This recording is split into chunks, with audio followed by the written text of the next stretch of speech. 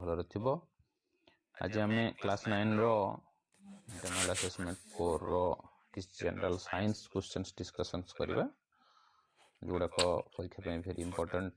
ଏବେଠୁ ସେମାନେ ବି ପ୍ରିପେୟାର ହେଇଯିବା ଦରକାର। ତାଙ୍କର ବି ଆଗାମୀ ଜାନୁଆରୀ ଲାଷ୍ଟ କିମ୍ବା ଫେବୃଆରୀ ଲାଷ୍ଟରେ ତାଙ୍କର ବି ପରୀକ୍ଷା ହେବ। ତାପରେ ସେମାନେ ବି 10 କ୍ଲାସ୍ ହେଇଯିବେ। ସେଇ ଦୃଷ୍ଟିକୋଣରୁ F4 ସମସ୍ତ 10 to the power 7 और ପୁଣି ଆସି ପହଞ୍ଚିଲେ kinetic energy half mv square. ଯଦି ହାଫ୍ mv ସ୍କୋୟାର ହେଉଛି ତାହେଲେ ଆମେ କହୁଛୁ 3 ଗୁଣ କାର୍ଯ୍ୟ କ୍ଷେତ୍ରରେ ବଳ ଡିଗ୍ରୀ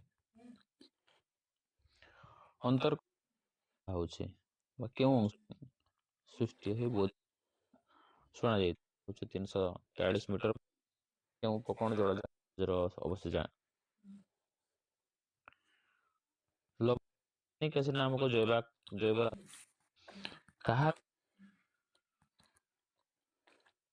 ଜଳରେ ଥିବା ଯୋଗୁଁ ପୃଥିବୀ ପୃଷ୍ଠରୁ ଉପର ସ୍ତରକୁ